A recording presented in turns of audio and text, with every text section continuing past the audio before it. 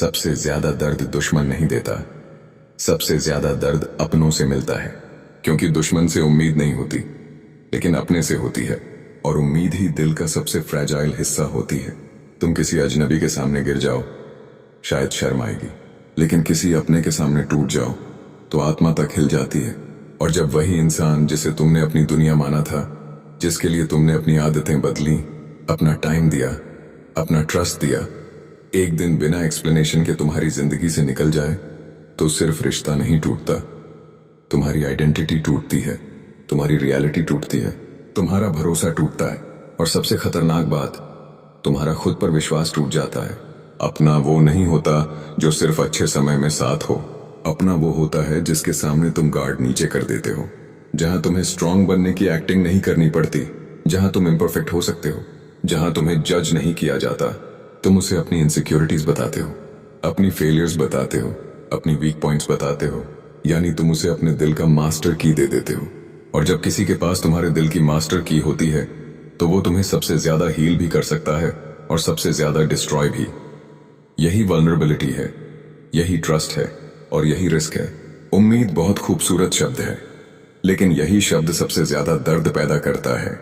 तुम उम्मीद करते हो वो समझेगा, वो साथ देगा, वो बदलेगा नहीं, वो तुम्हें कभी हर्ट नहीं करेगा।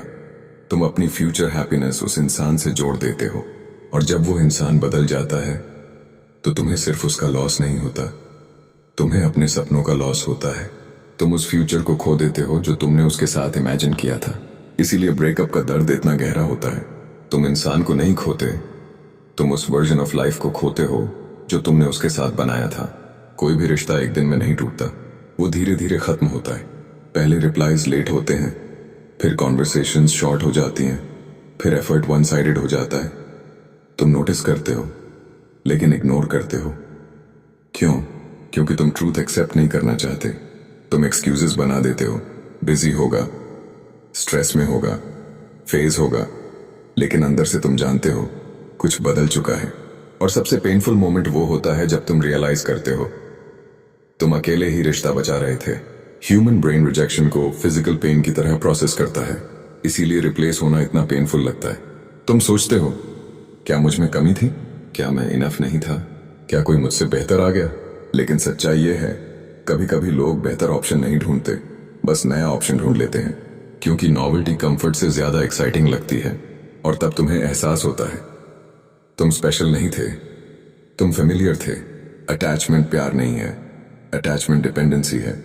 जब तुम इमोशनली डिपेंडेंट हो जाते हो, तो तुम्हारी हैप्पीनेस एक्सटर्नल हो जाती है। तुम्हारा मूड उसके बिहेवियर पर डिपेंड करता है, तुम्हारी एनर्जी उसके अटेंशन पर डिपेंड करती है, तुम्हारा कॉन्फिडेंस उसके वैलिडेशन पर डिपेंड करता है। यानी तुम्हारी लाइफ का रिमोट किसी और के हाथ में चला जाता है, और रिमोट हमेशा सिक्योर नहीं रहता। हर बड़ा इमोशनल पेन एक ट्रांसफॉर्मेशन पॉइंट होता है। कुछ लोग इससे टूट जाते हैं, कुछ लोग इससे जाग जाते हैं। ये दर्द तुम्हें सिखाता है बाउंड्रीज क्या होती हैं, सेल्फ रिस्पेक्ट क्या होता है, इमोशनल इंडिपेंडेंस क्या होती है। ये तुम्हें रियलिटी दिखाता है, कोई भी परमानेंट नहीं है। और ये रियलाइजेशन डरावना नहीं, लिबरेटिंग है। जब तुम खुद को अपना बना लेते हो, तो दुनिया बदल जाती है। तुम लोगों से प्यार करते हो, लेकिन डिपेंडेंसी नहीं रखते। तुम केयर करते हो, लेकिन कंट्रोल नहीं देते। तुम अटैच होते हो, लेकिन लॉस्ट नहीं होते। तब कोई जाता है, दर्द होता है, लेकिन तुम टूटते नहीं, क्योंकि तुम्हारी फाउंडेशन किसी और पर नहीं, खुद पर होती है। तो याद रखना, जिसे तुम अपना समझते हो, वही सबसे पहले छोड़ सकता है। लेकिन इसका मतलब ये नहीं कि दुनिया खत्म हो गई। इसका मतलब है तुम्हें अब खुद को ढूंढना है। क्योंकि जब तुम खुद के हो जाते हो, तो कोई तुम्हें छोड़कर तुम्हें खत्म नहीं कर सकता। अगर ये बात दिल तक पहुंची, तो आज एक काम करो, किसी और का होने से पहले खुद का बनो। यहीं से असली ताकत शुरू होती है, और यहीं से तुम्हारी नई जिंदगी